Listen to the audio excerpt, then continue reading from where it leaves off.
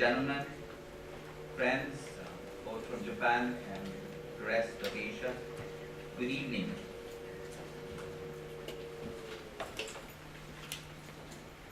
Thank you so much for the opportunity and privilege of participating in this forum this evening.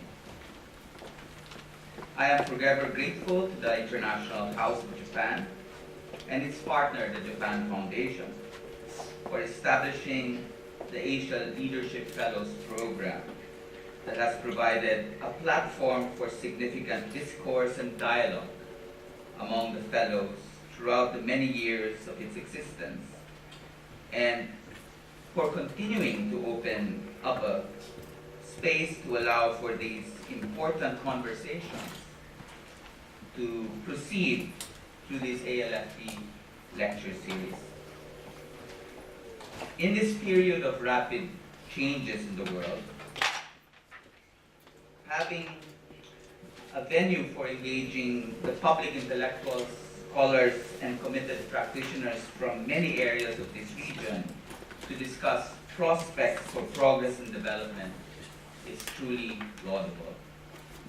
Particularly at this time, where we can palpably observe a global retreat from the principles and values that we had fought so long and so hard to establish over the last over 70 years after the devastation brought about by 2 world wars during the first half of the last century.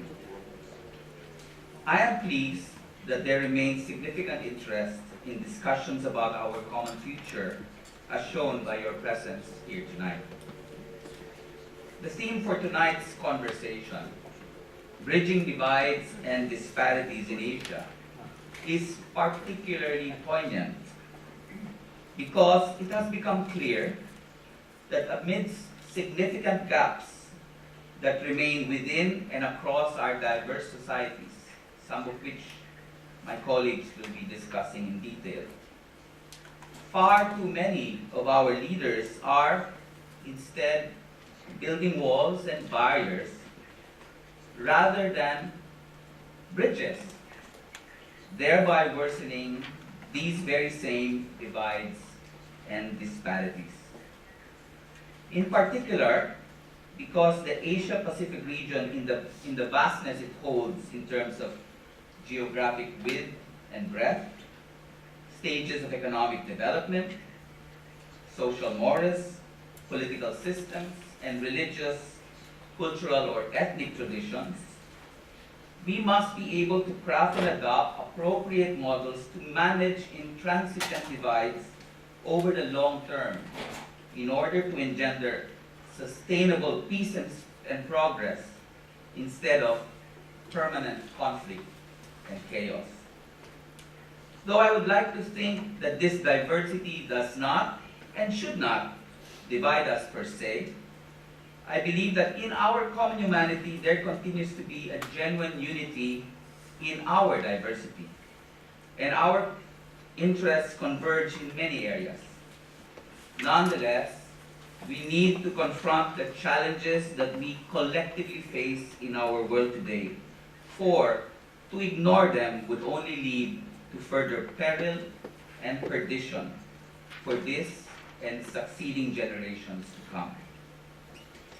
Tonight, I will be sharing my thoughts and reflections framed from my personal country experience as a lifelong advocate for the recognition of human dignity for all persons, having worked both outside the state institutions as an activist demanding for freedom, particularly when I was a young man struggling against dictatorship, and now as part of the state, tasked to head an institution to protect, defend, and fulfill human rights in my country. Our region collectively is the fastest growing in the world, and it is home to some of the world's largest and most advanced economies. But some of the region's economies are still developing and continue to experience grinding poverty. And this inequality exists between and among states, and also within many states as entire sections of national populations are still poor. Amid significant economic progress, various countries in the region have likewise experienced growing debt burdens, financial instability, and economic shock that impacts upon already vulnerable social protection mechanisms and weak safety nets that has led to massive discontent among significant sections of the population. Economic disparity and inequalities form the basis for both old and new political divides and conflicts. The threat of war and violent low-intensity conflict remains a continuing feature across the region, particularly where natural resources are being depleted at unsustainable rates. Minority populations continue to be disadvantaged and are even attacked by dominant social majorities. Both economic deprivation and political persecution has motivated cross-border migrations that have caused tension within or across countries and between citizens and migrants around Asia.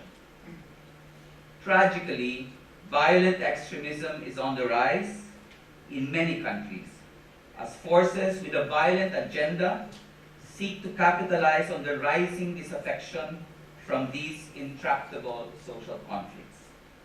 This is clearly an indictment of our traditional political leaders, their parties, and national administrations that have failed to deliver on the promises of economic development because of their inability to spread wealth equitably and share prosperity due to the corruption, mismanagement, and abuse, regardless of whether these are authoritarian or democratic regimes.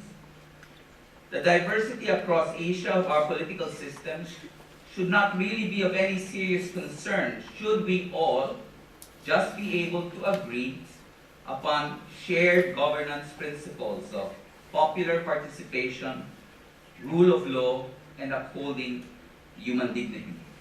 However, comparative data from sources such as Freedom House, Freedom in the World Index has revealed that democracy has been in constant decline at the global level for the last 12 years. And unfortunately, this trend manifests itself in Asia most prominently. More countries are less free today, and many previously democratic countries, such as my own, have significantly backslided in some key democratic indicators, such as respect for fundamental rights.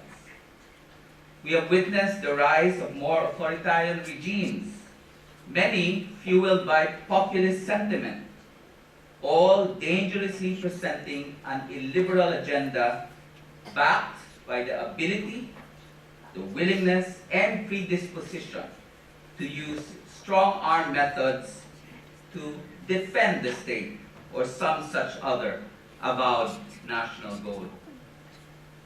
My own country has, in the last 2.5 years, experienced a brutal law and order campaign ostensibly undertaken to fight against illegal drugs and criminality, but has been carried out without sufficient regard of constitutionally guaranteed procedural safeguards, to the extent that it has now left thousands of people killed with no end in sight. A great majority of those who have been killed have come from our poorest urban communities.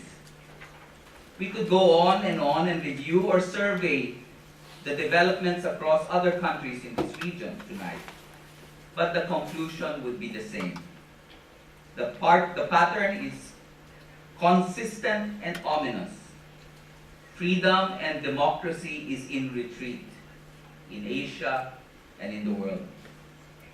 That which we had heretofore been just observing as ominous dark clouds in what seemed like a distant horizon have now appeared as the menacing twin specters of violent extremism and demagogic populist authoritarianism.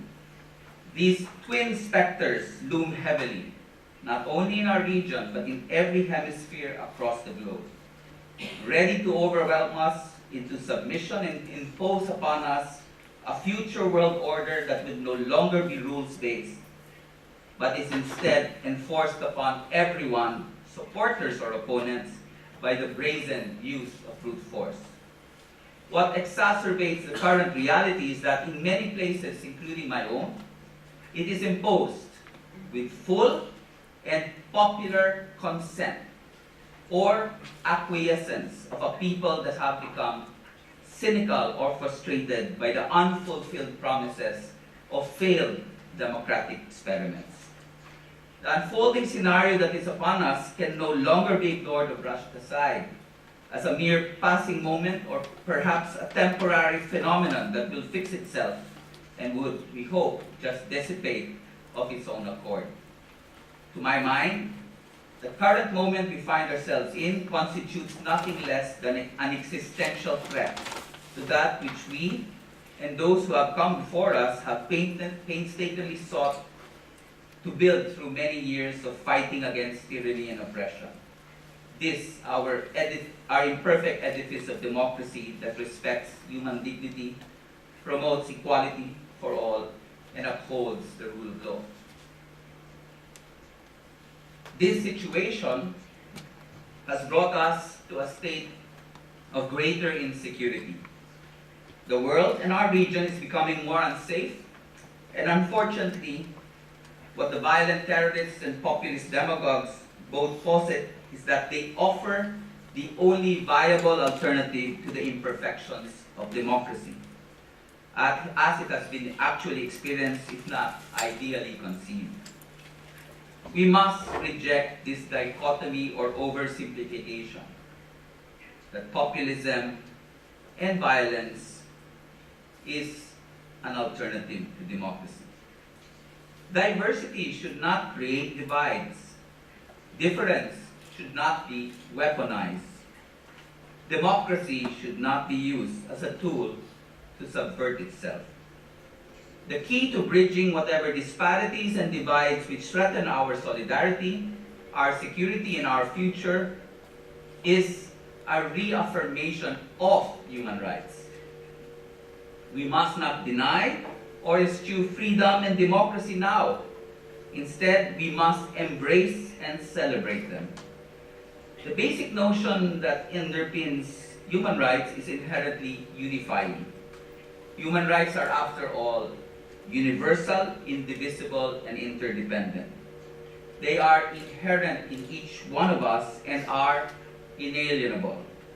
The great Filipino statesman, Jose W. Jokno, taught my generation of activists that rights are what make us human, as they are based upon our shared dignity. To deny rights are to deny humanity itself.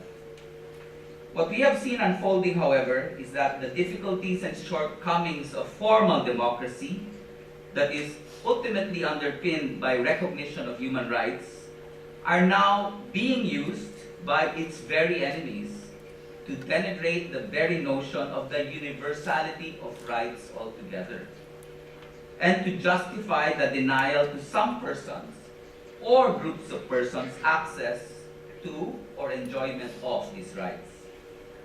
It has created classes of people. Those who are with them have rights. Those who are not with them do not have rights. They have manufactured divisions that have fractured our unity. They have engaged in the insidious practice of othering.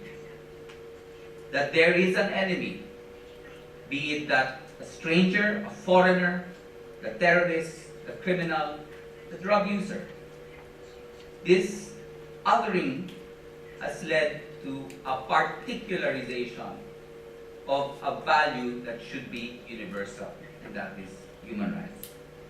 It has broken our solidarity while denying us our inherent unity. Therefore, I propose that what will bridge our divides and disparities is our common humanity, our common dignity. And this must be based upon a renewed understanding, appreciation, and commitment to fight for human rights. In my personal battle for these ideals from my days as a youth fighting in the streets against dictatorship, through the halls and offices of decision makers as an adult in this unfinished transition from authoritarian rule, I have learned that we must uphold the following. 1. Authentic democracy provides the best framework where our diversities are recognized, managed, and later harnessed for the common good. We need to reflect on what our previous programs failed and how they failed to deliver and reiterate that in the world we want, no one should be left behind. 2. The law should not be weaponized to suppress dissenters or oppress the weak and the vulnerable. Rule of law should not discriminate.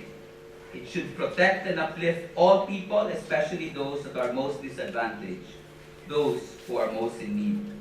Tyranny and violence only heighten our differences and must be rejected. And lastly, human rights are defended not only in big meetings or conferences or gatherings like this one, but in each and every community where these are challenged every day. In each and every instance where a line is being crossed. When this occurs, it demands pushback. Let me end with a story still unfolding in my country. A courageous woman journalist, her name is Maria Ressa, who heads a fairly new media company called Rappler, was recently arrested under questionable circumstances for charges of cyber libel, arising from the publication of articles in the exercise of press freedom and the right of the public to information. The methods employed in conducting the arrest were quite underhanded and have been condemned. In truth, Rappler, which has been doing great investigative work, reporting even at the risk of angering the administration, has been harassed before, with various cases of tax evasion, denial of access of the reporters to official events, and even public censure. Maria has eventually been released on bail, even as she continues to face all these and many other charges. In this instance, she received solidarity from the people that has allowed her to push back, and has inspired others to push back as well. That is what we all need to do. Push back. We need to find the courage to push back against each and every assault on human rights. We must draw courage from the women like Maria and the countless other journalists, online keyboard warriors, or ordinary citizens who speak truth to power. We need more truth tellers, people who will reach out to other people and the world to speak about what our governments and other powerful forces are doing wrong, even when they are attacked and labeled as enemies of the state. Tonight, we shall hear of still other stories and other issues across different countries and contexts.